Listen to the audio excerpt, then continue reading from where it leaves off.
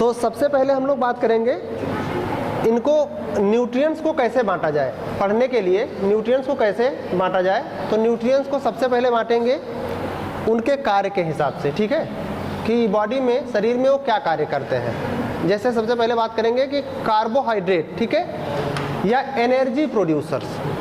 तो ऐसे हम बात करेंगे, पहला प्रकार होगा जो एनर्जी प्रोड्यूस करते हैं, ठीक है। एनर्जी प्रोड्यूस करने वाले जो सबस्ट्रेट होंगे वो होंगे कार्बोहाइड्रेट और फैट, ठीक है। तो हमारे शरीर में जो कुछ न्यूट्रिएंट्स एनर्जी प्रोडक्शन के लिए लिए जाते हैं वो है कार्बोहाइड्रेट और साथ में फैट, ठीक है। तो कार्बोहाइड्रेट यहाँ रख लीजिए आप, ठीक है। हम हिंदी में भी, आपकी हिंदी मीडियम क्लास है तो हम हिंदी मीडियम में भी लिखते रहेंगे जितना हो सकेगा, ठीक है। कार्बोहाइड्रेट, ठीक है,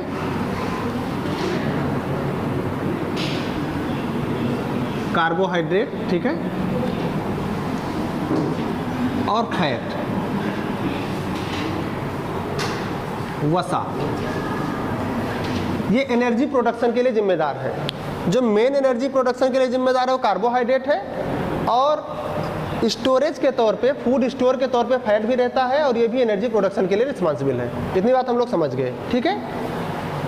साथ में दूसरे प्रकार जो होंगे वो होंगे बिल्डिंग ब्लॉक्स, जो शरीर में सेल को, टिश्यू को बनाते हैं और ग्रोथ कहते हैं, ग्रोथ करते हैं ताकि, और मरम्मत करते हैं, क्योंकि जहाँ पर कोई सेल टिश्यू डैमेज हुआ है उसका रिपेयर कराते हैं, ठीक है, मरम्मत कराते हैं। तो उसमें क्या आएंगे, आपके प्रोटीन्स आएंगे। सेकंड क्या है, प्रोटीन। प्रोटीन, प्रोटीन का काम है ग्रोथ, रिपेयर, मेंटेनेंस, मतलब, ठीक है। अच्छा, ठीक है, बेटा बंद करना, फैन बेटा बंद करना पड़ेगा कि आवाज़, अभी इतना टेम्परेचर ज़्यादा नहीं है, ठीक है।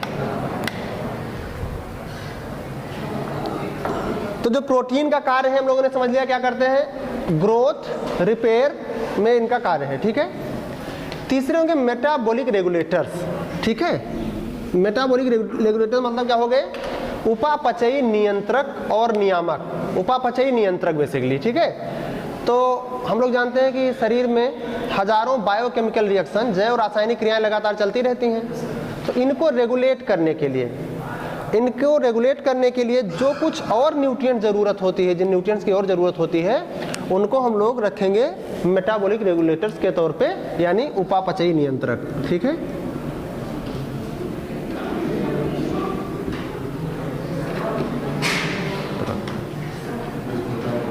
नियंत्रक या नियामक भी कह सकते हैं, ठीक है, उपापचयी नियंत्रक, ठीक है।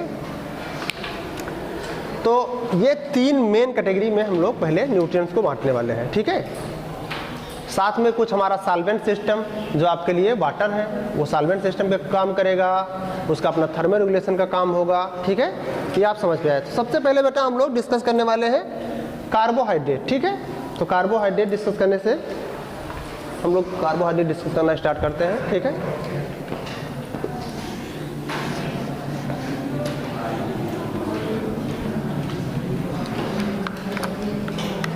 कार्बोहाइड्रेट बेटा क्या है, ये हाइड्रेट्स ऑफ कार्बन है, कार्बन के हाइड्रेट्स हैं, ठीक है।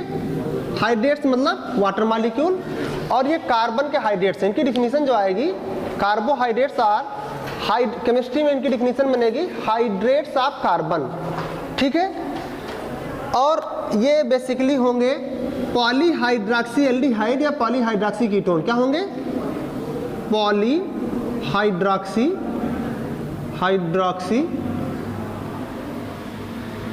एल्डिहाइड या पॉलीहाइड्रॉक्सी कीटोन, कीटोन्स। पॉली मतलब कई हाइड्रॉक्सी ग्रुप, बहु हाइड्रॉक्सी ग्रुप, हाइड्रॉक्सी मतलब OH ग्रुप, ठीक है। तो कई OH ग्रुप होंगे, ठीक है, OH ग्रुप कई होंगे, ठीक है। और ये एल्डिहाइड ग्रुप रखेंगे या कीटोनिक ग्रुप रखेंगे, समझ गए तुम लोग। एल्डिहाइडिक ग्रुप रखने वाले, कीटोनिक ग्रुप रखने वाले कंपाउंड होते हैं, ठीक है। हमने कहा न्यूट्रिशन के तौर पर इनका काम क्या होगा, ये एनर्जी प्रोडक्शन के लिए है, ठीक है। अब यहाँ पर हम कार्बोहाइड्रेट का डिवीजन भी देखेंगे, क्लासिफिकेशन देखेंगे, ठीक है। और क्लासिफिकेशन में न्यूट्रिशन को ध्यान में रखेंगे कि न्यूट्रिशन के हिसाब से कार्बोहाइड्रेट क्लासिफिकेशन कैसे करें, ठीक है। तो हम लोग ये समझ गए कि ये पहली बात तो कार्बोहाइड्रेट किसके बने हैं। अगर एलिमेंट की बात करें तो कार्बन है, हाइड्रोजन है, ऑक्सीजन है। 3 तरह के एलिमेंट कार्बोहाइड्रेट को फॉर्म करने में काम आते हैं, ठीक है। कोई कंफ्यूजन नहीं, बहुत आराम से सीखते चले चलिए, ठीक है। अभी आपको कार्बोहाइड्रेट का सारा कॉन्सेप्ट क्लियर हो जाने वाला है, ठीक है।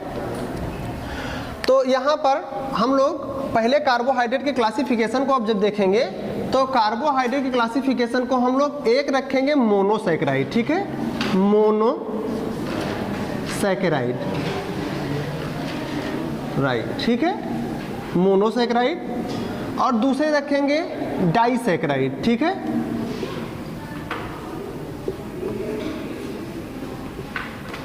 डाइसैकेराइड। और इसके बाद में यहां रखेंगे पॉलीसैकेराइड, ठीक है, पॉलीसैकेराइड, ठीक है। यहां पर एक चीज और आएगी ऑलिगोसैकेराइड, लेकिन हम बताएंगे उनका केवल आपको डिफिनीशन जानना है, ठीक है। तो यहां एक और आप रख लीजिए ऑलिगोसैकेराइड, ऑलिगोसैकेराइड, ऑलिगोसैकेराइड, ठीक है। सबसे पहले हम लोग मोनोसैकेराइड डिस्कस करने वाले हैं, ठीक है। तो हम चार्ट ऐसे बना रहने देते हैं, हम लोग मोनोसैकेराइड यहां पर डिस्कस करेंगे, ठीक है। मोनोसैकेराइड मीन्स एक सिंपल शुगर जो फर्दर हाइड्रोलाइज ना हो, जो अब फिर से वाटर से रिएक्शन करके और छोटे मॉलिक्यूल में परिवर्तित नहीं होता हो, ठीक है, इसी फॉर्म में पाया जाता हो, तब तक उसे कार्बोहाइड्रेट आप मानते हो, ठीक है। तो मोनोसैकेराइड हो सकते हैं 3 कार्बन से लेकर के 7 कार्बन तक। कितने हो सकते हैं? 3 कार्बन से 7 कार्बन तक के मोनोसैकेराइड हो सकते हैं, ठीक है। लेकिन हम लोग यहाँ पर किसको डिस्कस कर रहे हैं? केवल न्यूट्रिशन के हिसाब से, ह्यूमन न्यूट्रिशन के हिसाब से, एनिमल न्यूट्रिशन के हिसाब से। तो हमें 2 कार्बोहाइड्रेट डिटेल में पढ़ने हैं, 6 कार्बन वाली और 5 कार्बन वाली, ठीक है। 5 कार्बन की मोनोसैकेराइड हमको डिस्कस करना है और 6 कार्बन की मोनोसैकेराइड हमको डिस्कस करना है। और उसमें भी ज्यादा मेजर काम किसका है? 6 कार्बन वाले मोनोसैकेराइड का, ठीक है। कोई कंफ्यूजन नहीं, ठीक है। तो हम लोग, आपने ये बात क्लियर कर लिया कि 3 कार्बन से लेकर के 7 कार्बन तक के कंपाउंड के सैकेराइड्स को हम लोग मोनोसैकेराइड मानेंगे और उसमें 5 कार्बन के कंपाउंड्स को और 6 कार्बन वाले मोनोसैकेराइड को डिस्कस करेंगे न्यूट्रिशन के रिस्पेक्ट में, ठीक है। तो यहां पर सबसे पहले हम लोग बात करेंगे 6 कार्बन कंटेनिंग मोनोसैकेराइड्स के बारे में, ठीक है। तो अभी डिफिनीशन में आपने देखा था ये पॉलीहाइड्रॉक्सी एल्डिहाइड या पॉलीहाइड्रॉक्सी कीटोन है, ठीक है। तो हम लोग यहाँ पर बेसिकली 4 मोनोसैकेराइड डिस्कस करेंगे जो इनकी डिफिनीशन को फुलफिल करेंगे और वही न्यूट्रिशन के तौर पे ज़्यादा इंपॉर्टेंट है। एक हो गया आपका ग्लूकोज, ठीक है, क्या हो गया बेटा? ग्लूकोज। दूसरा हो गया फ्रक्टोज। तीसरा हो गया गैलेक्टोज और चौथा हो गया मैनोज, ठीक है, मैनोज, ठीक है। तो आपको इसमें से ग्लूकोज, फ्रक्टोज और गैलेक्टोज, मैनोज को भी पढ़ना है। इनको ग्लूकोज, फ्रक्टोज और गैलेक्टोज को ज़्यादा डिटेल में पढ़ना है, ठीक है। इनके सोर्सेज पढ़ने हैं, इनका बॉडी में कार्य समझना है, बेसिकली सब एनर्जी प्रोडक्शन के लिए रिस्पॉन्सिबल है, ठीक है, आपको पता चल गया। तो ये इनका जो जनरल फार्मूला होगा बेटा होगा C6H12O6 ये। और मॉलिक्यूलर वेट अगर आप सम करोगे तो कितना आ जाएगा? 180, ठीक है, 180 इसका मॉलिक्यूलर वेट आ जाएगा। इन सब का किसी का भी आप देखेंगे ये सारे सिमिलर फार्मूला रखते हैं, ठीक है। इनका सबका फार्मूला यही होने वाला है C6H12O6 और सब किसी का भी मॉलिक्यूलर वेट अगर आप चेक करेंगे तो 180 आने वाला है। यहाँ तक कोई कंफ्यूजन नहीं, ठीक है। अब हम लोग यहाँ देखेंगे कि ग्लूकोज जो है ग्लूकोज के बारे में थोड़ी थोड़ी बातें जानेंगे। ग्लूकोज ब्लड शुगर है, हम लोग सब लोग जानते हैं कि जो ह्यूमन बॉडी में या दूसरे एनिमल बॉडी में सबसे प्राइमरी सोर्स है जिसका पहले ग्लाइकोलिसिस होता है और फिर क्रेब्स साइकिल से एनर्जी प्रोडक्शन के लिए रिस्पॉन्सिबल है, वो ग्लूकोज है। ठीक है, तो दूसरे फार्म में जो शुगर पाई जाती है नेचर में फ्रक्टोज पाई जाती है। ठीक है, तो फ्रक्टोज कहाँ पाई जाती है ज़्यादातर? फ्रक्टोज पाई जाती है फ्रूट्स में। ठीक है, फ्रूट्स में। और अंगूर जो है, अंगूर जो ऐसा फ्रूट है जिसमें ग्लूकोज और फ्रक्टोज दोनों पाई जाती है। ठीक है, तो इसमें अगर कुछ ऐसा क्वेश्चन आपको मिलता है तो जो ग्रेप्स हैं इसमें आपको ग्लूकोज और फ्रक्टोज दोनों मिलने वाली है। गैलेक्टोज सब यूनिट है, अभी आगे देखेंगे डाइसैकराइड में लैक्टोज का, वहाँ से भी मिलेगी। तो थोड़ा थोड़ा आप सोर्स जानेंगे इनका कि ये हमारे शुगर मोनोसैकराइड वाले कहाँ से आते हैं। इनको हम लोग बेटा शुगर कहेंगे। क्या कहेंगे? शर्करा या शुगर। इन सबको क्या कहेंगे?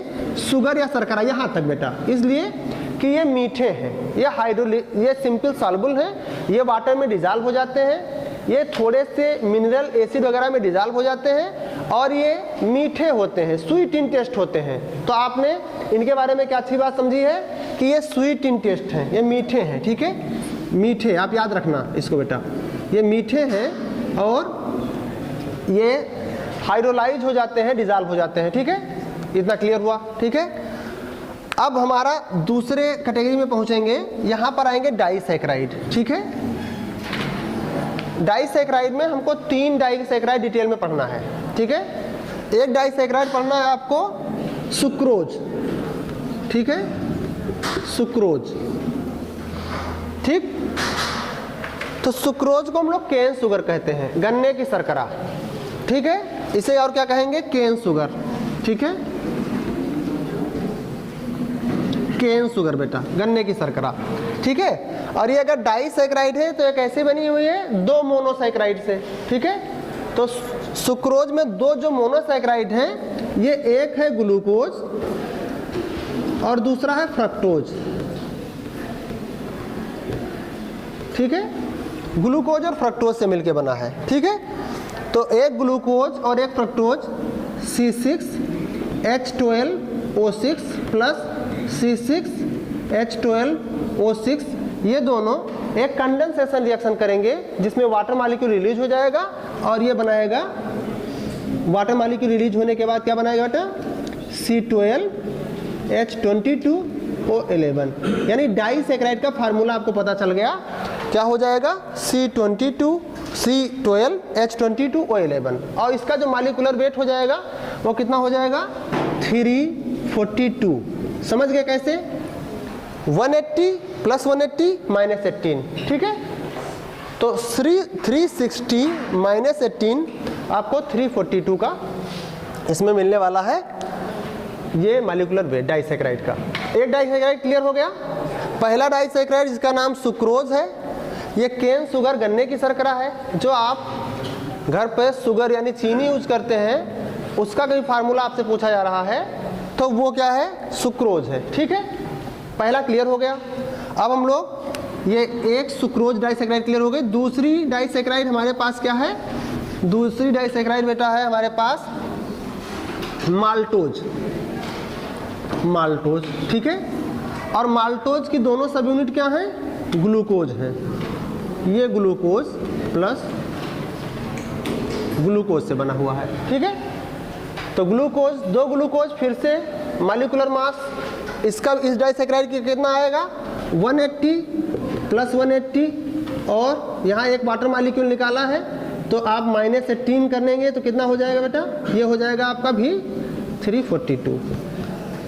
इसका भी मॉलिक्यूलर मास 342 आ गया और इसका भी फार्मूला हो जाएगा C12H22O11।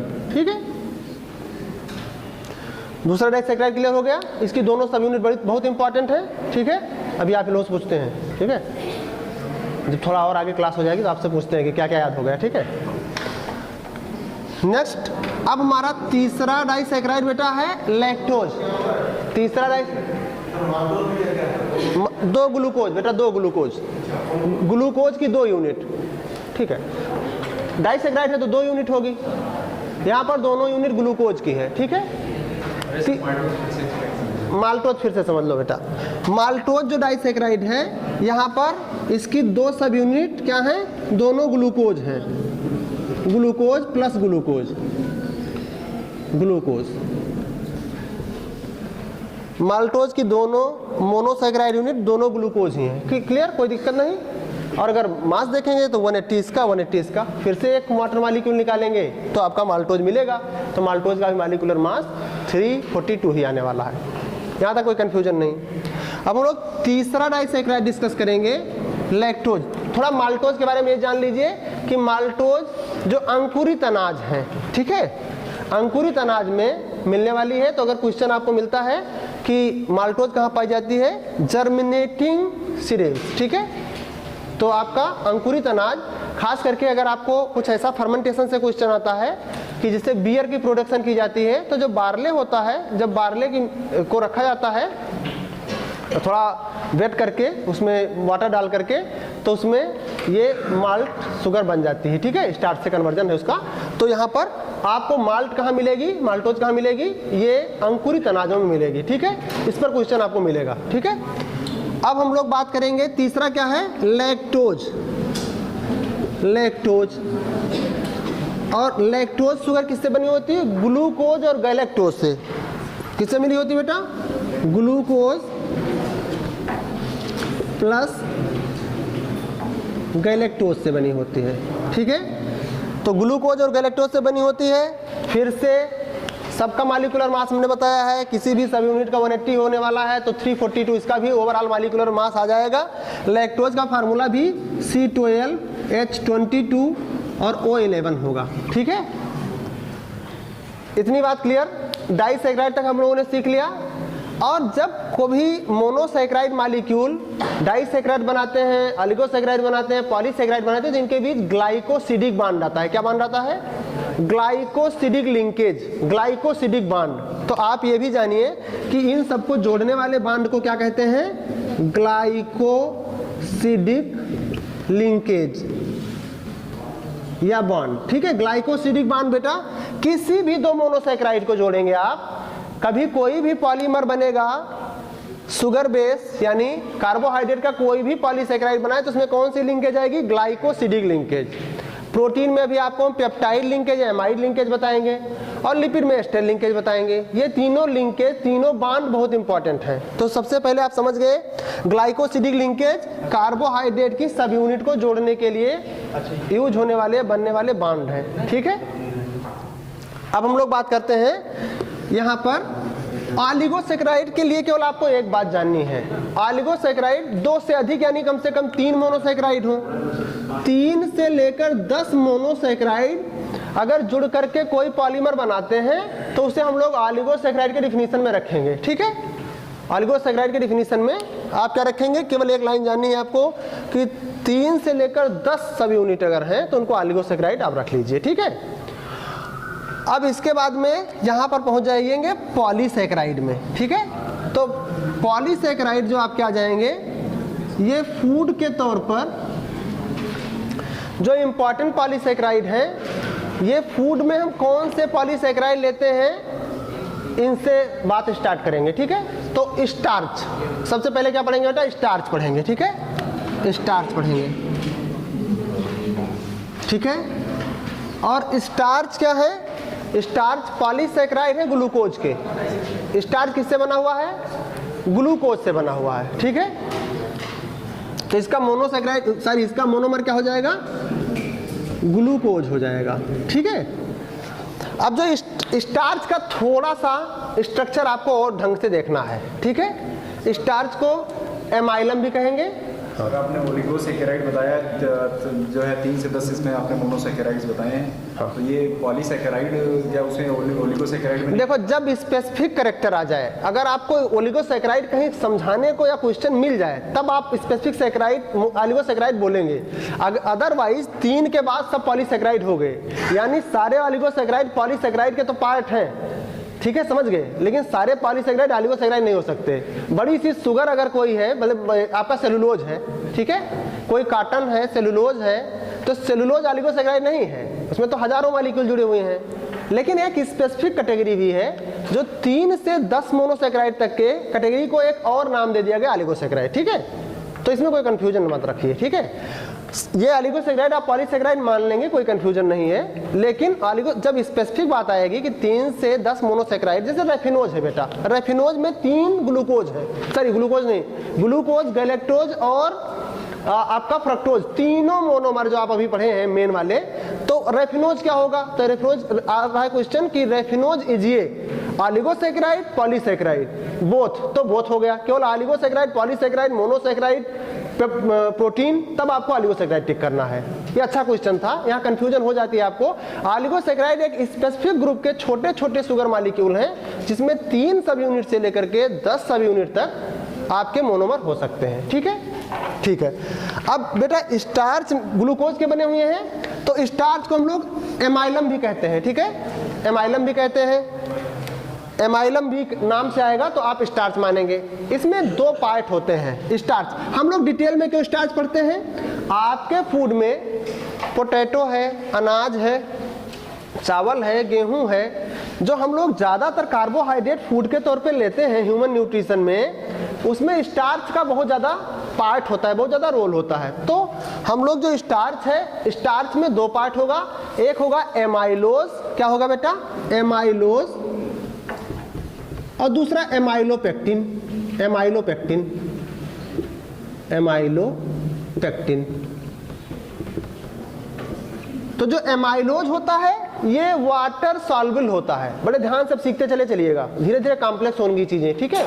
तो ये क्या होता है? वाटर सॉल्युबल होता है, तो ये वाटर में डिसॉल्व हो जाएगा। अब आप लिखते जाइएगा, ये पार्ट वाटर में डिसॉल्व होगा और ये इनसॉल्युबल पार्ट होगा। एमाइलोपेक्टिन जो होता है वाटर में डिसॉल्व नहीं होता है, समझ गए? तो इसके 2 पार्ट हो गए, एक होगा एमाइलोज, दूसरा एमाइलोपेक्टिन। एमाइलोज वाटर सॉल्युबल है, एमाइलोपेक्टिन वाटर सॉल्युबल नहीं है, ठीक है। ये केवल लगभग 20% पार्ट बनाता है। स्टार्च का 20% पार्ट क्या होता है? आपका होता है एमाइलोज, और 80% के आसपास जो पार्ट होता है, 80% के आसपास जो पार्ट होता है ये एमाइलोपेक्टिन होता है। ये डाटा थोड़ा बहुत डिफर भी कर सकता है, ऐसा लिखा रहेगा 15 to 20%, तब ये रहेगा 80 to 85% ऐसे करके, ठीक है। ये थोड़ा बहुत डिफर करेगा लेकिन वो मैटर नहीं करता है। आप एग्जैक्ट जानिए कि लगभग 20% आपका एमाइलोज रहेगा। आप ऐसे भी याद कर सकते हैं, एमाइलोज छोटा नाम है तो कम परसेंट रहेगा, एमाइलोपेक्टिन थोड़ा सा बड़ा नाम है तो ये ज़्यादा परसेंट रहेगा, कोई कन्फ्यूजन नहीं, ठीक है। और स्टार्च को हाइड्रोलाइज करने के लिए एमाइलेज एंजाइम चाहिए। कौन सा एंजाइम चाहिए? एमाइलेज, क्योंकि इसका नाम एमाइलम है। तो एमाइलेज एंजाइम, अगर कहीं amylase, alpha amylase, beta amylase आगे चल करके जब एंजाइम पढ़ेंगे तो आप देखेंगे तो स्टार्च को हाइड्रोलाइज करने के लिए एमाइलेज एंजाइम चाहिए। सर ये एमाइलोपेक्टिन जो है डिसॉल्व हो जाता है? नहीं, ये बेटा नहीं डिसॉल्व होता, बताया तो, ये इनसॉल्युबल होता है। यहाँ सॉल्युबिलिटी की बात हो रही है, वाटर में सॉल्युबिलिटी की बात हो रही है, ठीक है। तो ये वाटर में सॉल्युबल है और ये वाटर में इनसॉल्युबल है। सर ये क्यों अनसॉल्युबल है? ये अब इसके कॉम्प्लेक्स स्ट्रक्चर है बेटा, इसमें 2 चेन होगी, एक अल्फा 1,4 ग्लाइकोसिडिक लिंकेज की लीनियर चेन होगी और जिसमें साइड में अल्फा 1,6 ग्लाइकोसिडिक लिंकेज की साइड चेन भी होगी। तो ये धीरे धीरे कॉम्प्लेक्स स्ट्रक्चर बना लेगा और ये डिसॉल्व नहीं हो पाएगा, ठीक है। हाइड्रोफोबिक पार्ट जैसे जैसे किसी ऑर्गेनिक कंपाउंड में बढ़ते जाते हैं, कार्बोहाइड्रेट्स आर ऑर्गेनिक कंपाउंड्स, और ऑर्गेनिक कंपाउंड में जैसे जैसे हाइड्रोफोबिक मोइटी बढ़ती जाती है, वाटर में इनसॉल्युबिलिटी बढ़ती जाती है, और जितना हाइड्रोफिलिक पार्ट बढ़ता जाता है उतना वाटर में सॉल्युबिलिटी बढ़ती जाती है। तो ओवरऑल जब स्ट्रक्चर आप इसका देखेंगे, अब ऐसे आप सेलुलोज देखेंगे बेटा, सेलुलोज तो बिल्कुल डिसॉल्व नहीं होता, स्टार्च भी डिसॉल्व, ओवरऑल तो स्टार्च भी नहीं डिसॉल्व होता। आप क्या पोटैटो कट कर करके वाटर में रख देते हैं तो ये डिसॉल्व हो जाता है? नहीं होता है, ठीक है। तो आपने ये बात समझ लिया, आपसे जब भी इस पर क्वेश्चन पूछा जाएगा तो ये इनसॉल्युबिलिटी करना है, कोई कंफ्यूजन नहीं। अच्छा सर, ये जितने भी सारे डाइसैकेराइड्स हैं ये क्या सब वाटर सॉल्युबल है? हाँ बताया तो बेटा, ये वाटर सॉल्युबल है और मीठे भी हैं, ठीक है। अभी हम आपको बताएंगे शुगर में शर्करा और नॉन शर्करा, शुगर और नॉन शुगर कार्बोहाइड्रेट, तो they are non sugar carbohydrate, ये मीठे नहीं होते हैं। पोटैटो का पार्ट, कोई चावल का पार्ट मीठा नहीं होगा। कब तक नहीं मीठा होगा? जब तक उसको फर्दर हाइड्रोलाइज करते करते करते करते उसको डाइसैकेराइड मोनोसैकेराइड लेवल तक न ले आइए वो हो जाएंगे टूट करके तब, लेकिन उनका जो नेचुरल स्ट्रक्चर होने वाला है वो स्वीट इंटेस्ट नहीं होता है, ठीक है। तो हम लोग ऐसे भी कैटेगराइज कर, ऐसे तो कार्बोहाइड्रेट बेटा बहुत बड़ा चैप्टर है, ठीक है। तो अभी हम लोग तीनों और प्लस मिनरल इसी लेक्चर में कवर करने वाले हैं, तो आप जल्दी जल्दी इनको देखते चले जाइए। क्या बेटा? हाइड्रोलाइज क्या होता है? हाइड्रोलिसिस ऐसी रिएक्शन होती हैं जहां पर वाटर के हेल्प से कोई मॉलिक्यूल तोड़ा जाए, ठीक है। अब हम अभी तीनों मॉलिक्यूल को जो कार्बोहाइड्रेट आप पढ़ रहे हैं, एक कार्बोहाइड्रेट, एक प्रोटीन और एक लिपिड की हाइड्रोलिसिस सिखाएंगे आपको, तीनों। एक कार्बोहाइड्रेट की हाइड्रोलिसिस यहाँ आप देख लीजिए, आपके पास है C12H22O11, ठीक है। यहाँ पर आप वाटर डालिए एसिडिक मीडियम में, ठीक है। और ये हमारा मॉलिक्यूल C6H12O6 का ग्लूकोज और प्लस C6H12O6 का फ्रक्टोज। तो ग्लूकोज और फ्रक्टोज मिलेगा किससे? आपके सुक्रोज से। तो बेटा ये जो मिलेगा ये हाइड्रोलिसिस रिएक्शन होती है, ठीक है। अभी प्रोटीन जब आएगी तो वहाँ भी एक हाइड्रोलिसिस आपको बता देंगे, वो भी क्लियर हो जाएगा, और एक एस्टर में भी हाइड्रोलिसिस सिखा देंगे, कोई कंफ्यूजन नहीं आता। चलो अब हम लोग ये बात क्लियर कर लिया, हम लोग समझ गए। दूसरा एक हमको यहाँ पर पॉलीसेकेराइड में पढ़ना है ग्लाइकोजन। क्या पढ़ना है? ग्लाइकोजन, ठीक है। ग्लाइकोजन, ग्लाइकोजन को बेटा एनिमल स्टार्च कहेंगे। एनिमल स्टार्च हमारी बॉडी में एडिशनल शुगर जो आती है उसको बॉडी ग्लाइकोजन के फॉर्म में स्टोर करती है, थोड़ा सा लीवर में स्टोर करती है और थोड़ा स्केलेटल मसल में, यानी कुछ पेशियां हैं जो बोन के साथ जुड़ी हुई होती हैं जिनका ज़्यादा काम होता है, उनमें भी थोड़ा सा स्टोर होता है, ठीक है। तो लीवर में ग्लाइकोजन स्टोर होता है, तो ग्लाइकोजन को हम लोग एनिमल स्टार्च कहेंगे। और कुछ थोड़ी सी और जो है लोअर ऑर्गेनिज्म भी हैं, फंजाई वगैरह, उनके पास भी ग्लाइकोजन स्टोरेज फूड के तौर पे रहता है, ठीक है। लेकिन जब ज़्यादा फूड हम लोगों में स्टोर होने वाला होगा तो वो किस फॉर्म में स्टोर होगा? फैट के फॉर्म में। आगे बात करेंगे। तो ग्लाइकोजन को हम लोगों ने बात किया कि ये एनिमल स्टार्च के तौर पे इसको आप जानेंगे, एनिमल स्टार्च इसको बोलेंगे, और ये स्टोर होगा, ठीक है। ये भी ग्लूकोज का बना ही हुआ होगा, ठीक है। तीसरा पॉलीसेकेराइड जो फूड से ज़्यादा संबंधित नहीं है लेकिन है, उसका रोल वो प्रीबायोटिक के तौर पे काम आएगा, ठीक है। और उस एक कॉम्प्लेक्स पॉलीसेकेराइड नेचर में बहुत ज़्यादा प्रेजेंट है, ठीक है। नेचर में सबसे ज़्यादा अगर कोई ऑर्गेनिक कंपाउंड प्रेजेंट है तो वो सेलुलोज प्रेजेंट है। क्या है बेटा? सेलुलोज। सेलुलोज। अब ये सेलुलोज सब लोग समझ रहे हो कि प्लांट की सेल का सेल वॉल सेलुलोज से बना है, और प्लांट आपको इतने ज़्यादा दिखते हैं, तो प्लांट का जो स्ट्रक्चर है वो आपको ज़्यादा ऑर्गेनिक कंपाउंड दिख रहा है, इसलिए सेलुलोज। ये कॉम्प्लेक्स पॉलीसेकेराइड है और ये बिल्कुल स्वीट नहीं है, ये फूड के तौर पे यूज भी नहीं किया जाएगा। सेलुलोज कुछ जुगाली करने वाले जो पशु होते हैं वो इसको डाइजेस्ट कर पाते हैं, उनके पास कुछ ऐसे सिम्बायोटिक बैक्टीरिया का एसोसिएशन होता है जिससे वो कर पाते हैं, लेकिन हम लोग ह्यूमन न्यूट्रिशन में उसको ज़्यादा डिटेल में नहीं जाने वाले हैं। तो अब आपको क्लियर हो गया इतना चीज़ कि हम लोग कार्बोहाइड्रेट के तौर, तो आप फिर से ग्लूकोज पा जाते हैं। तो ग्लाइकोजन ग्लूकोज का पॉलीसेकेराइड है, और हम लोग यहाँ बायोकेमिस्ट्री में बिल्कुल नहीं जाएंगे, वो हमारे पास डाइजेशन प्लस बायोकेमिस्ट्री वाला चैप्टर आएगा, वहाँ पर पूरा मैकेनिज्म, इंसुलिन का भी काम, ग्लूकागान का भी काम, कैसे बैलेंसिंग होती है, कैसे ये दोनों हार्मोन एक दूसरे के एंटागोनिस्टिक हार्मोन है, कैसे ग्लूकोज ग्लाइकोजन में कन्वर्ट होता है और कैसे ग्लाइकोजन ग्लूकोज में कन्वर्ट होता है, या दूसरे सबस्ट्रेट कैसे हमारे नए ग्लूकोज को बनाने में काम आते हैं, हम लोग वहाँ बात करेंगे। यहाँ पर हम लोगों ने ग्लाइकोजन समझ लिया एक पॉलीसेकेराइड है जो एक फूड के पार्ट या स्टोरेज के पार्ट के तौर पे समझे, ठीक है। दूसरा हमारा बेटा आएगा प्रोटीन, ठीक है। प्रोटीन पर बात करेंगे। अच्छा, प्रोटीन सब लोग जानते हो किससे बने हैं? प्रोटीन अमीनो एसिड से बने हुए हैं। तो 20 तरह के अमीनो एसिड मिलकर के हम लोगों के बॉडी के सारे प्रोटीन्स बनाते हैं, ठीक है। प्रोटीन बहुत इंपॉर्टेंट कंपोनेंट है, किस तौर पे? बॉडी के बिल्डिंग के लिए, बनाने के लिए, स्ट्रक्चरल मटेरियल के लिए, और साथ में ग्रोथ के लिए, रिपेयर के लिए, ठीक है, टूटी फूटी सेल्स के रिपेयरमेंट के लिए भी प्रोटीन जरूरी है, ठीक है। तो प्रोटीन्स का सबसे पहले हम लोग बात करेंगे कि प्रोटीन जिन 20 अमीनो एसिड से बने हुए हैं उसमें 10 इसेंशियल हैं। 10 इसेंशियल हैं, वो हमारी बॉडी को चाहिए है बाहर से, ठीक है, अनिवार्य बोलेंगे, अनिवार्य। हिंदी में लिखना पड़ेगा आपके लिए, तो हम लिखते हैं अनिवार्य। अनिवार्य अनिवार्य अमीनो एसिड वो 10 अमीनो एसिड हैं जो फूड से आपको चाहिए, और 10 ऐसे हैं जो बॉडी को बाहर से नहीं चाहिए। वो बॉडी के अंदर जो पहले अमीनो एसिड आए हैं उन्हीं से बन जाते हैं, तो उन्हें अनिवार्य, नॉन इसेंशियल कहेंगे। क्या कहेंगे बेटा? Non essential. ठीक है, तो अनिवार्य कह लीजिए, अनिवार्य। ठीक है, अनिवार्य। ठीक है, ये क्या हो जाएंगे?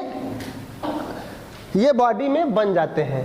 किन से? जो पहले से प्रोटीन आई है, जो पहले से अमीनो एसिड आए हैं उन्हीं से बन जाएंगे।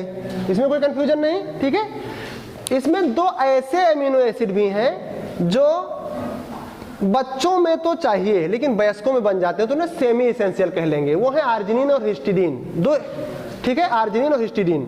जब हम लोग डाइजेशन पढ़ रहे होंगे चैप्टर, तो हम लोग इनको पूरा लिस्ट भी करेंगे। ठीक है, अभी आपको पता चल गया 20 अमीनो एसिड सारी प्रोटीन बनाने के लिए जिम्मेदार हैं, उसमें 10 जरूरी हैं और 10 बॉडी के अंदर खुद ही बन जाती हैं मॉडिफिकेशन से, यानी वो बाहर से फूड में जरूरी नहीं है। तो फूड में जो जरूरी है उनको हम लोग, ठीक है। अब कोई ऐसा प्रोटीन का फूड सोर्स जो सारे तरह की अमीनो एसिड रखता होगा उसे कंप्लीट प्रोटीन कहेंगे। क्या कहेंगे? Complete protein. और ऐसा कोई फूड सोर्स, प्रोटीन का सोर्स जिसमें सारे अमीनो एसिड ऐसे नहीं होंगे 20 के 20, तो उसको हम लोग इनकम्प्लीट प्रोटीन सोर्स कह लेंगे। ठीक है, तो मान लो कोई प्रोटीन है, आप कोई प्रोटीन ले रहे हैं, उसमें सारे अमीनो एसिड मिल रहे हैं, तो कंप्लीट प्रोटीन सोर्स हो गया। ठीक है, तो आपको पूर्ण और अपूर्ण प्रोटीन सोर्स भी या food in respect of protein भी समझ लेना है यहां से। ठीक है, आगे बात करेंगे प्रोटीन का थोड़ा सा बॉडी में क्लासिफिकेशन। ठीक है, मतलब जरूरत के हिसाब से कैसे कैसे प्रोटीन काम करता है और कैसे कैसे स्ट्रक्चरल मटेरियल है। तो एक प्रोटीन हम लोग रखेंगे, प्रोटीन का पहले संरचनात्मक प्रोटीन। ठीक है, संरचनात्मक प्रोटीन जो हो गई वो हो गई आपकी, यहाँ लिख लीजिए, जल्दी जल्दी लिखना है। संरचनात्मक कुछ प्रोटीन जल्दी जल्दी हम यहाँ नाम बताते हैं आपको। ठीक है, जो केराटिन है, स्किन की केराटिन है, हेयर की केराटिन है, नाखून की केराटिन है। ठीक है, ये सब कैसी हैं? संरचनात्मक प्रोटीन है। ये कुछ स्ट्रक्चर बनाती हैं। बोन में ओसिन है, कार्टिलेज में कांड्रिन है, तो ये सब प्रोटीन स्ट्रक्चर बनाती हैं। कार्टिलेज की कांड्रिन भी, सपोज करो कार्टिलेज यहाँ पर है, कार्टिलेज की जो कांड्रिन है वो कैसी है? स्ट्रक्चरल प्रोटीन है। तो कुछ प्रोटीन आपने keratin, alpha keratin, beta keratin, ठीक है, ये सारी प्रोटीन स्ट्रक्चरल हो गई। दूसरी फंक्शनल प्रोटीन हो गई। तो फंक्शनल प्रोटीन कैसे हैं? जैसे contractile protein, actin, myosin muscles की फंक्शन करती हैं, तो मसल्स का कंट्रैक्शन होता है। तो दूसरी हम लोग यहाँ रख लेंगे, कौन सी दूसरी हो जाएंगी? फंक्शनल। फंक्शनल प्रोटीन, तो फंक्शनल प्रोटीन में आपके इम्यूनोग्लोबिन्स आ जाएंगी। इम्यूनोग्लोबिन्स क्या करती हैं? एंटीबायोटिक के अगेंस्ट काम करती हैं। हीमोग्लोबिन क्या करती है? ऑक्सीजन का ट्रांसपोर्ट करती है। तो ऑक्सीजन का ट्रांसपोर्ट जो हीमोग्लोबिन कर रही है वो एक फंक्शनल प्रोटीन हो गई। तो हम लोग कुछ प्रोटीन्स को इस तरह से उनके कार्य के हिसाब से वो स्ट्रक्चर बना रही हैं या कोई कार्य कर रही हैं, बांट लेंगे। ठीक है, फिर दूसरे तरह के होंगे कि वो हैं कैसी, दिखती कैसी हैं। तो एक हो जाएंगी फाइब्रस प्रोटीन, फाइब्रस मतलब रेखीय प्रोटीन। ठीक है, और दूसरी हो जाएंगी ग्लोब्यूलर प्रोटीन। तो फाइब्रस भी लिख लीजिए एंड ग्लोब्यूलर। ये बेटा होंगी जो फाइब्रस होती हैं इनसॉल्युबल इन वाटर या थोड़े सा डाइल्यूट एसिड बेस में इनसॉल्युबल होंगी, फाइब्रस वाली। ये केराटिन अभी बात की गई थी, तो केराटिन हेयर हो गया, नाखून हो गया, ठीक है, या पशुओं के खुर हो गए। तो ये जो प्रोटीन्स होगी ये वाटर में या थोड़े से एसिड बेस में डिजॉल्व नहीं होंगी, तो इनको हम लोग किस में रखेंगे? फाइब्रस प्रोटीन में। और जो ग्लोब्यूलर प्रोटीन होंगी छोटी छोटी होंगी और स्फेरिकल गोलाकार होंगी। क्या बताया? छोटी होंगी, गोलाकार प्रोटीन्स होंगी। तो जो ग्लोबिन प्रोटीन्स हैं, इम्यूनोग्लोबिन, हीमोग्लोबिन, ये सारी प्रोटीन्स आपकी हो जाएंगी इस कैटेगरी की। ठीक है, हीमोग्लोबिन इसी में? हाँ, हीमोग्लोबिन इसी में है। हीमोग्लोबिन, इम्यूनोग्लोबिन, ये सारी जो प्रोटीन्स आएंगी वो ग्लोब्यूलर प्रोटीन्स हो जाएंगी। ठीक है, अब इसके बाद में अभी हम इनके थोड़े से सिंपल प्रोटीन और कॉन्जुगेटेड प्रोटीन, के बारे में बात करेंगे। सिंपल प्रोटीन मतलब केवल अमीनो एसिड से बने हुए। जब अमीनो एसिड बेटा बनता है, अमीनो एसिड से जब प्रोटीन बनता है तो ट्रांसलेशन के दौरान पहले पेप्टाइड चेन बनती है, फिर उसकी प्राइमरी फोल्डिंग होती है, सेकेंडरी फोल्डिंग होती है, टर्सरी फोल्डिंग होती है और क्वाटरनरी फोल्डिंग करके वो एक नेटिव फंक्शनल प्रोटीन बन जाती है। जब वो नेटिव स्ट्रक्चर में आ जाती है और फंक्शन करने के लिए तैयार हो जाती है, ठीक है। तो ये जो भी क्वाटरनरी स्ट्रक्चर की प्रोटीन्स हैं, ये हम लोग कंप्लीट प्रोटीन मान रहे हैं। अगर वो केवल अमीनो एसिड से ही बनी हुई हैं तो उसको हम लोग सिंपल प्रोटीन मानेंगे, ठीक है। लेकिन उसमें अगर कोई दूसरा मोइटी भी जुड़ा हुआ है, जैसे फास्फोरस रेजिड्यू जुड़ा हुआ है, तो फास्फोप्रोटीन बन गई। और मिल्क की जो कैसीन प्रोटीन है, एक ऐसी प्रोटीन है फास्फोप्रोटीन। क्लियर? अभी हम लोग जल्दी जल्दी पढ़ना है, फैट भी और मिनरल्स भी, तो इसलिए, और साथ में विटामिन भी इतना ज़्यादा इस लेक्चर में, तो हम लोग रुक रुक के लिख नहीं रहे हैं, जल्दी जल्दी आपको ब्रीफ करते जा रहे हैं। तो हम लोगों ने क्या बात की कि जो फास्फोप्रोटीन बेटा है, मिल्क की कैसीन प्रोटीन, वो एक फास्फोप्रोटीन है। अच्छा, जो हीमोग्लोबिन है एक मेटेलोप्रोटीन है, इसमें आयरन नाम का मेटल जुड़ा हुआ है, हीम ग्रुप जुड़ा हुआ है ना, तो ये मेटेलोप्रोटीन हो गई, ठीक है। बहुत ब्लड में जो लिपिड का ट्रांसपोर्ट होता है वो लाइपोप्रोटीन के फॉर्म में होता है। कुछ सेल मेम्ब्रेन पर ऊपर लगे हुए कुछ ग्लाइकोकैलिक्स पार्ट होते हैं जो शुगर लगी होती है प्रोटीन के साथ, कई बार एसोसिएटेड जहां जहां होगी उसको हम लोग क्या कहेंगे कि ये ग्लाइकोप्रोटीन है, मेटेलोप्रोटीन, फास्फोप्रोटीन, जैसे जिसके साथ जुड़ी हुई है तो प्रोटीन वह हमारी थोड़ी सी कॉम्प्लेक्स या कॉन्जुगेटेड प्रोटीन टाइप की हो जाएगी, ठीक है। इतना हम लोगों ने प्रोटीन के बारे में भी देखा है, ठीक है। अब हम लोग प्रोटीन का सोर्स न्यूट्रिशन में जल्दी जल्दी देखते चले जाएंगे और कुछ प्रोटीन्स जैसे याद कर लेंगे। तो एल्ब्यूमिन प्रोटीन बेटा कहाँ मिलेगी? एल्ब्यूमिन मिलने वाली है एग में बड़े अच्छे से, ठीक है। और अभी कैसीन प्रोटीन मिल्क में मिलने वाली है। Gene protein, gene, very good, ये मेज में प्रोटीन है, ठीक है। अच्छा, दालों की प्रोटीन्स को हम लोग प्रोलामिन्स, दाल जो होती हैं they are rich in proteins, ठीक है, इनमें प्रोटीन खूब ज्यादा होती है दाल, इसीलिए तो हम जानते हैं। तो दालों में प्रोलामिन्स होती हैं। कैसी प्रोटीन होती हैं? प्रोलामिन्स होती हैं। और जो आपका गेहूं है इसमें ग्लूटिन प्रोटीन होती है जो इलास्टिक नेचर के लिए रिस्पॉन्सिबल होता है। ब्रेड वगैरह थोड़े से इलास्टिक जो होते हैं वो ग्लूटिन प्रोटीन यहाँ पर मिल गई। तो फूड की कुछ प्रोटीन्स अभी आपने ऐसे देख लिए हैं। और इसके बाद में अब हम लोग बात करेंगे फैट की, ठीक है। तीसरे कैटेगरी होंगे बायोमॉलिक्यूल्स, मतलब न्यूट्रिशन वाले बायोमॉलिक्यूल्स के फैट या वसा, ठीक है। वसा, वसा बेटा क्या होते हैं? ये एक एस्टर होते हैं। किसके एस्टर होते हैं? एस्टर जानते हो किससे बनते हैं? अल्कोहल और एसिड से। एस्टर कैसे बनते हैं? अल्कोहल और एसिड से। तो हम एक अल्कोहल लेते हैं, trihydric alcohol, that is glycerol. क्या है ये ग्लिसरॉल है, ठीक है। ये ग्लिसरॉल का हम लोग यहाँ पर, और ये एक बड़ा सा फैटी एसिड हम लिख रहे हैं, ठीक है, बड़ा सा फैटी एसिड लिख रहे हैं। ये है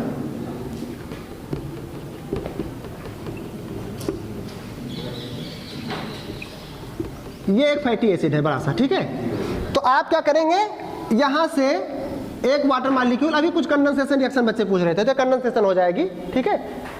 इसको हम लोग बेसिकली कहेंगे एस्टरीफिकेशन इस टाइम पर, ठीक है। अल्कोहल और ये रिएक्शन, जब भी कभी water molecule, condensation reaction organic chemistry की वो रिएक्शन होती हैं जब दो कंपोनेंट ऐड होते हो उसमें कुछ वाटर, अल्कोहल, एमीन, अमोनिया जैसे मॉलिक्यूल रिलीज भी होते हो, ठीक है। तो ये कंडेंसेशन टाइप रिएक्शन है। ऐसे अब यहां पर आप 3 मॉलिक्यूल लिख लीजिए।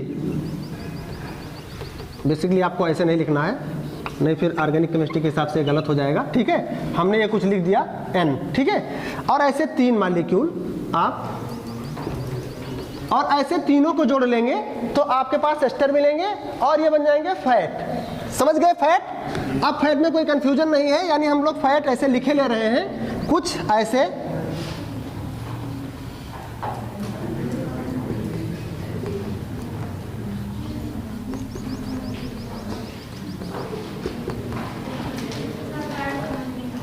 बिल्कुल फिर से बता रहे हैं बेटा।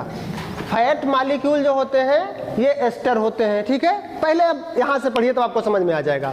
नेचर में जो आप फैट जानते हैं वो तेल है और घी है, ठीक है। तो जो रूम टेम्परेचर पर लगभग 20-25 डिग्री पर सॉलिड फॉर्म में पाए जाते हैं और फैट होते हैं वो घी जैसे स्ट्रक्चर होते हैं, उनको हम लोग फैट कहेंगे और आयल्स को फैट कहेंगे, ठीक है। लेकिन उनके केमिकल स्ट्रक्चर पर जाएंगे तो केमिकल स्ट्रक्चर उनका होता है फैट का, वो ट्राई एस्टर होते हैं। ट्राई एस्टर किसके होते हैं? ग्लिसरॉल के एसिड्स के साथ ट्राई एस्टर होते हैं, ठीक है। अब ये 3 एस्टर बांड बनाए थे, ट्राई एस्टर कह रहे हैं। देखो बेटा, यहाँ से आप क्या करोगे, ये हाइड्रोजन आपको हटाना पड़ेगा, ठीक है। और हाँ, ये आपको ये ट्राई एस्टर मिल गए, कोई कंफ्यूजन नहीं, ठीक है। अब यहाँ पर ये पूरा का फैट जो मॉलिक्यूल होगा, इसमें ये एसिड रेजिड्यू जो बड़े बड़े से एसिड होंगे, कार्बोक्सिलिक एसिड बड़े बड़े होंगे, ठीक है। ये सिमिलर भी हो सकते हैं, डिसिमिलर भी हो सकते हैं, एक तरह के भी हो सकते हैं और अलग अलग भी हो सकते हैं, ठीक है। तो ये फैट, ओवरऑल जो फैट का मॉलिक्यूल होता है ये नॉन पोलर होता है, ये कभी भी पानी में डिजॉल्व होना नहीं चाहता। जो पोलर मॉलिक्यूल होते हैं वो वाटर में डिजॉल्व होते हैं और non polar molecule organic solvent में डिजॉल्व होना चाहते हैं, कार्बन टेट्राक्लोराइड में, ईथर में, बेंजीन में, ठीक है, कार्बन, इन सब कंपाउंड में ये डिजॉल्व होना चाहते हैं। तो फैट, ओवरऑल फैट क्या है, ये आपका नॉन पोलर है, ठीक है। लेकिन इसकी हाइड्रोलिसिस आप करिए, ठीक है, इनकी हाइड्रोलिसिस से आपको क्या मिलेगा, दोनों रेजिड्यू मिल जाएंगे, ग्लिसरॉल मिल जाएगा, ग्लिसरॉल मिल जाएगा और फैटी एसिड मिल जाएंगे। क्या मिलेंगे? फैटी एसिड, ठीक है। ये तीनों बड़े से फैटी एसिड आपको मिल जाएंगे, ठीक है। ये फैटी एसिड रेजिड्यू, जो फैटी एसिड आएगा, फैटी एसिड आपको बड़े ध्यान से देखना है। फैटी एसिड कुछ ऐसे स्ट्रक्चर होंगे,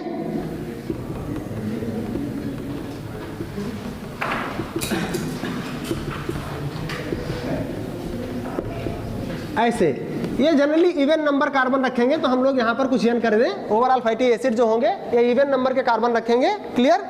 और अगर पूरे फैटी एसिड में कहीं पर अनसैचुरेशन नहीं, यानी कार्बन कार्बन के बीच, कार्बन और कार्बन के बीच डबल बॉन्ड नहीं है, तो ये सैचुरेटेड फैटी एसिड कैसे होंगे? Saturated fatty acid. तो ज्यादातर एनिमल फैट जो होते हैं या कुछ प्लांट फैट, पाम ऑयल वगैरह, ये ज्यादातर सैचुरेटेड फैट रखते हैं, ठीक है, क्लियर। और अगर कहीं पर डबल बॉन्ड आ गया, ठीक है, तो हमारे पास क्या हो जाएगा, ये अनसैचुरेटेड फैटी एसिड होगा। यानी फैट बनाते समय दोनों तरह के फैटी एसिड यूज होते हैं, ठीक है। जो सैचुरेटेड फैट होते हैं ये माने जाते हैं कि आपके हार्ट के लिए हेल्दी नहीं है, ये एथेरोस्क्लेरोसिस करते हैं, ठीक है। ये जो फाइन कैपिलरीज होती हैं उनके अंदर ये डिपॉजिट हो जाते हैं और ल्यूमेन कम कर देते हैं, तो हार्ट की डिजीज, ब्लड प्रेशर जैसी डिजीज आती है। मतलब कार्डियोवैस्कुलर डिजीज के लिए रिस्पॉन्सिबल कौन से हैं? ये है आपके saturated fatty acid containing fats, ठीक है, समझ गए। और अनसैचुरेटेड फैटी एसिड वाले हेल्दी फैट माने जाएंगे। तो अनसैचुरेटेड फैटी एसिड में आपसे बार बार क्वेश्चन पूछा जाता है कि कुछ अनसैचुरेटेड फैटी एसिड से उनमें कितना अनसैचुरेशन है, कितने डबल बॉन्ड है, इसको आप बताइए। तो हम जल्दी जल्दी आपको नोट करा दे रहे हैं। जो बेटा ओलिक एसिड है, ठीक है, ओलिक एसिड, जल्दी देखना, oleic acid, oleic acid, OLEIC, oleic acid, ये बेटा होती है, इसमें एक अनसैचुरेशन होता है, एक डबल बॉन्ड होता है, ठीक है। दूसरा लिनोलिक, लिनोलिक एसिड जो होता है, लिनोलिक एसिड में 2 अनसैचुरेशन होता है। तीसरा हाँ बेटा एक सेकेंड, लिनोलिनिक, लिनोलिनिक एसिड में 3 अनसैचुरेशन होगा बेटा। और अराकिडोनिक एसिड में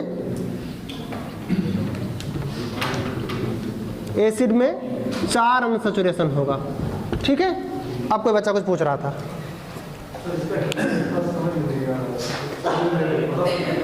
फिर से बताते हैं। हाँ, ये इनका नाम है, कुछ फैटी एसिड है उनके हम नाम बता रहे हैं, ठीक है। हाँ, लिनोलिक एसिड, लिनोलिक एसिड जो होगा उसमें 2 अनसैचुरेशन होगा, लिनोलिनिक एसिड में 3 अनसैचुरेशन होगा और अराकिडोनिक एसिड में 4 अनसैचुरेशन होने वाला, ठीक है। ये बेटा प्लांट सोर्स से मिलेंगे, ये ठीक है, ये प्लांट सोर्स से मिलेंगे और ये इसेंशियल एमिनो एसिड है। हाँ, फैट्स बेसिकली होते हैं, ये क्या अनसैचुरेटेड ही होते हैं कि सैचुरेटेड? दोनों होते हैं। जो आपके ऑयल होते हैं, सरसों का तेल, मूंगफली का तेल, अगर आप ऐसे तेल की बात करते हैं तो उसमें अनसैचुरेटेड फैटी एसिड रहेंगे, ठीक है। अगर घी या आप इनका अनसैचुरेटेड फैटी एसिड को सैचुरेटेड फैटी एसिड में कैसे कन्वर्ट करते हैं? हाइड्रोजनेशन से। मान लो कोई अनसैचुरेटेड फैटी एसिड है जहां पर ये डबल बॉन्ड है, इसको आप निकिल की प्रेजेंस में इनका हाइड्रोजनेशन कर दीजिए, इस पर हाइड्रोजन ऐड कर दीजिए, तो ये बेटा सैचुरेटेड फैटी एसिड हो जाएगा। यानी घी से जो डालडा बनाया जाता है, आप जानते हैं वनस्पति घी बनाया जाता है, इसको हम लोग कैसे बनाते हैं? मूंगफली का तेल लीजिए और उस पर हाइड्रोजनेशन, हाइड्रोजन का एडिशन करा दीजिए, अनसैचुरेटेड से सैचुरेटेड हो गए फैट। और ये जो है इसको किसके प्रेजेंस में करा सकते हैं? निकिल के, पैलेडियम के, प्लेटिनम के, किसी ऐसे जो हाइड्रोजन को आकुलेटेड रखते हो, अपने पास हाइड्रोजन रखते हो। अगर आपको टेस्ट करना है कभी जा करके कि आपको, एक मिनट सेकंड, ये कॉन्सेप्ट पहले समझने बच्चे, अभी आप याद रखना क्वेश्चन। अगर आपको टेस्ट करना है कि आपका कोई घी में मिलावट है डालडा की कि नहीं मिलावट है, तो उसमें निकिल का टेस्ट करेंगे। अगर निकिल मिलता है इसका मतलब हाइड्रोजनेशन किया गया, किसका? ऑयल का। प्योर घी में तो पहले से सैचुरेटेड थे, किसका सैचुरेशन आप करेंगे? ठीक है, तो क्लियर हो गया। अब बेटा क्वेश्चन आपका क्या बेटा? कंपाउंड। कौन से कंपाउंड?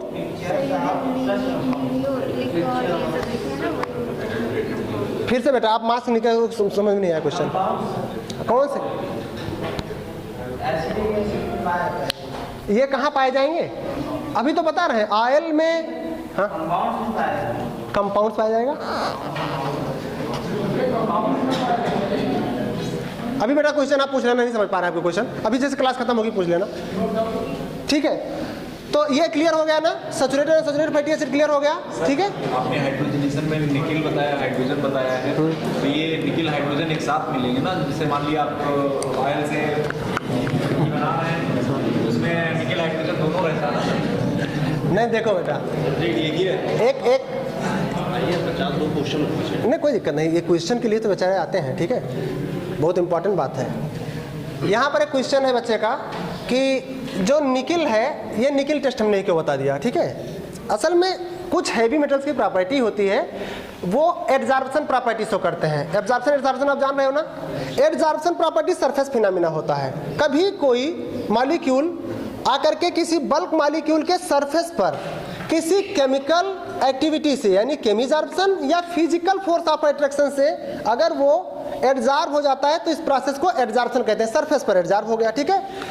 कुछ हेवी मेटल्स, डी ब्लॉक के एलिमेंट्स जो होते हैं आपके केमिस्ट्री में, उनके अंदर ये प्रॉपर्टी होती है एड्जॉर्प्शन प्रॉपर्टी की। यानी निकिल एक बड़ा सा मॉलिक्यूल हो गया, ठीक है, आइटम हो गया। अब निकिल पर हाइड्रोजन मॉलिक्यूल आकर के एड्जॉर्ब हो जाएंगे, यानी इनका ऑक्यूलेशन हो जाएगा। एक स्पेशल टर्म यूज करेंगे, ऑक्यूलेशन। अब आपके पास अनसैचुरेटेड फैटी एसिड है, आपने उसको ट्रीट किया इससे, तो ये सैचुरेटेड फैटी एसिड बन जाएगा। क्यों? ये हाइड्रोजन उस पर जहां अनसैचुरेशन था, डबल बॉन्ड था, वहां पर तोड़ करके हाइड्रोजन लगा देंगे। सपोज करो मैं पूरा लिखे दे रहा हूं, CH डबल बॉन्ड CH है बेटा, तो बीच में, बाकी तो इधर एसिड ग्रुप है, ठीक है, और इधर R ग्रुप है, ठीक है, जिसे CH3 ग्रुप आप बोलोगे, ठीक है। और यहाँ पर अब बन जाएगा RCH2 और सिंगल बॉन्ड CH2 और COOH, ठीक है। यहाँ पर अब ये थोड़े से बड़े फैटी एसिड आप मान लेना, ठीक है। तो यहाँ पर, ठीक है, अब इसकी केमिस्ट्री में जाओगे तो जिससे आगे चलते चले जाओगे, फिर डिस्कशन में आपके फैट, विटामिन, मिनरल्स रह ही जाएंगे, ठीक है। तो आप कंसंट्रेट यहाँ करो।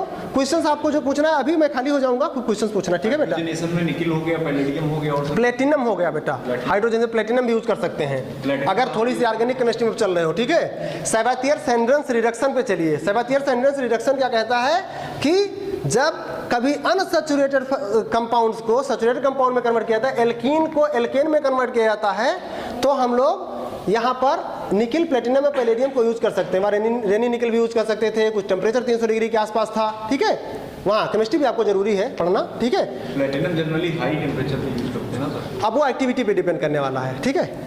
ये नहीं समझ में आ रहा है, अच्छा ठीक है, ठीक है। चलो अभी यहाँ पहुँच गए। अब हम लोग बेटा बात कर रहे हैं यहाँ पर, तो अब देखो ओवरऑल जो फैटी एसिड है, ये मॉलिक्यूल, इसमें दो मोइटी है। एक है बेटा ये हाइड्रोफिलिक एंड है, ये वाटर में रिजॉल्व होना चाहता है। ये हाइड्रोफोबिक एंड है, ये वाटर में रिजॉल्व नहीं होना चाहता। अभी फैट ओवरऑल क्या थे? नॉन पोलर थे। यहाँ पर ये आपको मिलने वाले हैं कंपाउंड, ठीक है। अब आगे हम लोग चलते हैं यहाँ से। तो यहाँ पर आपको याद रखना, ये दोनों इसेंशियल फैटी एसिड है। जल्दी याद रखिए, ये बॉडी को बाहर से चाहिए, इसेंशियल फैटी एसिड है, ठीक है। Essential fatty acid. Arachidonic acid केवल एनिमल बनेंगे, एनिमल में मिलेंगे, एनिमल में बनते हैं, प्लांट में नहीं बनते हैं। ये क्वेश्चन तुरंत याद कर लीजिए। लिनोलेनिक एसिड ज्यादा इसेंशियल है, क्योंकि इससे ये खुद भी इसेंशियल है, बॉडी में चाहिए, और इससे एराकिडोनिक एसिड बनता है। थोड़ा क्विक करेंगे क्लास, नहीं तो बहुत ज्यादा छूट जाएगा, ठीक है। तो एराकिडोनिक एसिड यहाँ तक, कुछ अनसैचुरेटेड एसिड हो गए आपके।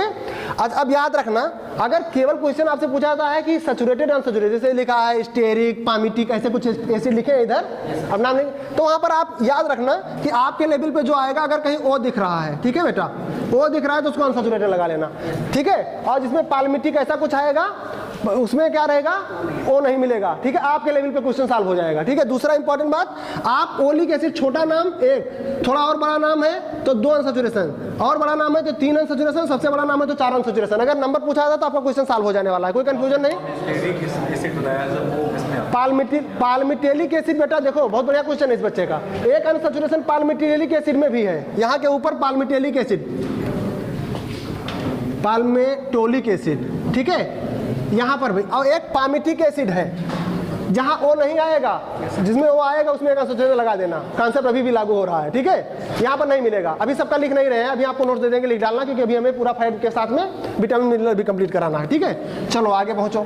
सर स्टेरिक एसिड जो है, हाँ, स्टेरिक एसिड अनसैचुरेटेड है, कोई सॉरी सैचुरेटेड है, कोई अनसैचुरेशन नहीं है, ठीक है। स्टेरिक एसिड में कोई सैचुरेशन नहीं है, ठीक। और क्या बेटा, स्टेरिक एसिड में बस यही सिंपल सा फार्मूला रखिए, शायद अभी 18 कार्बन आएंगे, 16 to 18 कार्बन के आसपास कुछ, अभी देख लेना कितने हैं, इतने कार्बन की एसिड होगी, सैचुरेटेड होगी, क्या दिक्कत है, ठीक है। वो कार्बन तो आपको लेवल काउंट करने नहीं है, वो टिपिकल ऑर्गेनिक केमिस्ट्री का पार्ट हो गया। आपको नाम पता होना चाहिए, सैचुरेशन और अनसैचुरेशन नहीं है, ठीक है। फिर भी आपका क्वेश्चन अभी बता दिया जाएगा। और कोई कंफ्यूजन? अब हम लोग बेटा बात करते हैं अब मिनरल्स की और विटामिन्स की, ठीक है। तो विटामिन्स को हम लोग बहुत जल्दी जल्दी कवर करने वाले हैं, ठीक है, और मिनरल्स को बहुत जल्दी जल्दी कवर करने वाले हैं, ठीक है। तो जो मिनरल्स आ गए, टाइम कितना हो बेटा, टाइम बताओ। 8:30, अभी आधे घंटे हो जाएगा इस टॉपिक, ठीक है। तो अभी हम लोग पहले, ठीक है, विटामिन्स की बात करेंगे। तो विटामिन्स को पहले तो आप सिंपल कैटेगराइज कर लीजिए। बात कर रहे हैं बच्चे तो आपको आवाज कैसे मिलेगी, शांत हो जाओ सब लोग, बच्चों को आवाज नहीं मिल रही है। पहले आप फैट सॉल्युबल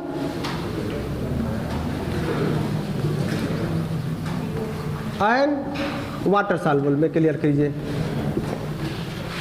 हम आपसे क्वेश्चन भी काफी कराने वाले हैं, लेकिन अभी ये जब पूरा हो जाए तो काफी क्वेश्चन करा देते हैं, ठीक है। तो फैट सॉल्युबल बेटा क्या हो गए, फैट सॉल्युबल चार विटामिन आपकी हैं। हाँ very good, vitamin A, D, E, K, ठीक है ये। और इधर बी कॉम्प्लेक्सेस एंड सी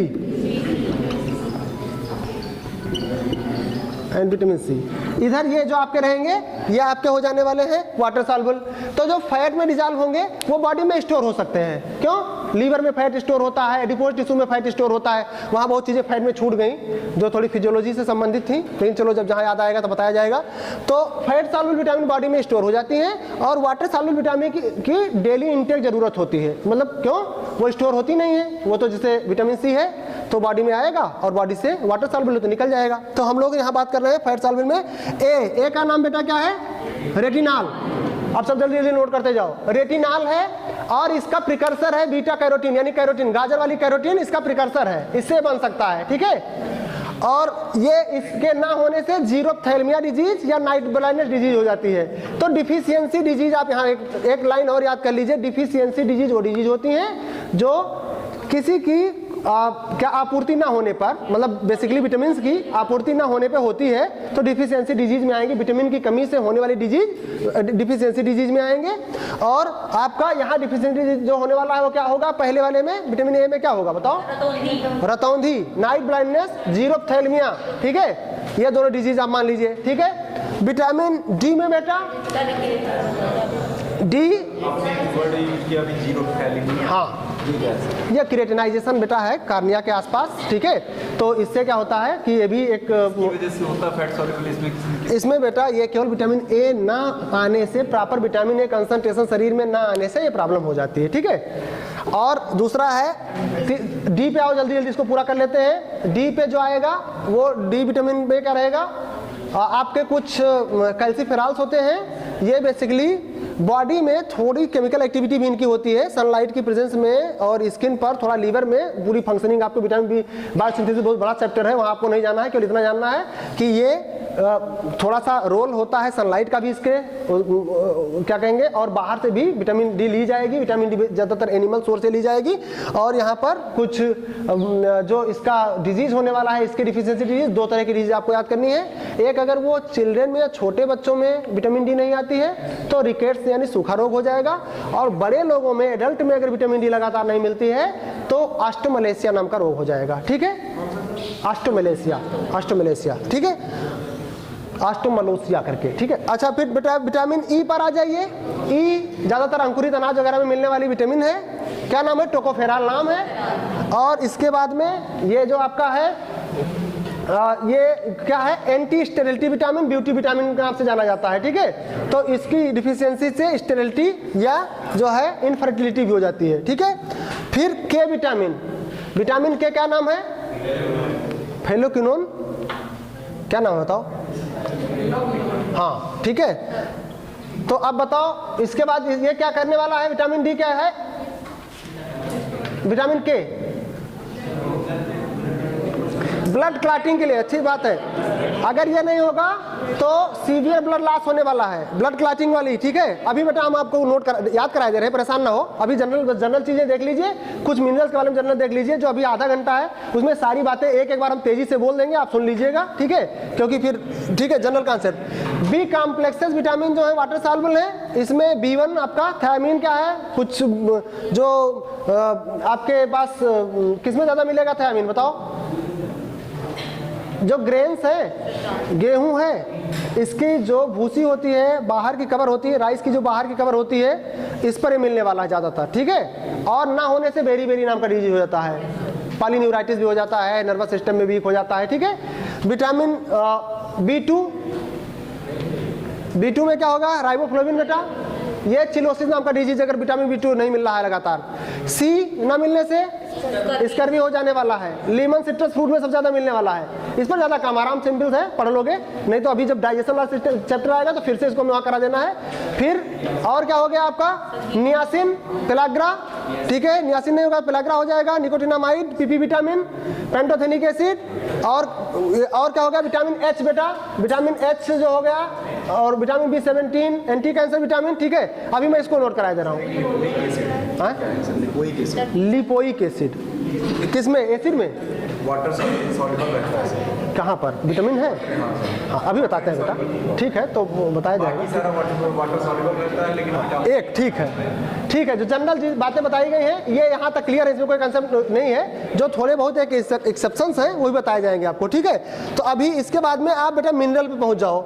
और मिनरल जो शरीर में मेटाबॉलिक रेगुलेटर के तौर पर यूज होने वाले हैं, सबका थोड़ा थोड़ा रोल समझते चले जाओ। ठीक है, मिनरल में सोडियम का काम, सोडियम बेटा एक्स्ट्रा सेलुलर फ्लूइड में ज़्यादा होता है, सेल के बाहर वाले फ्लूइड में ज़्यादा होता है। और सोडियम का काम होता है कि एसिड बेस बैलेंस।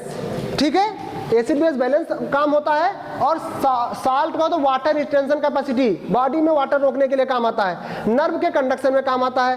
पोटेशियम भी नर्व के कंडक्शन में काम आएगा, नर्व के इम्पल्स के कंडक्शन में काम आएगा। दूसरा काम क्या हो जाएगा पोटेशियम का?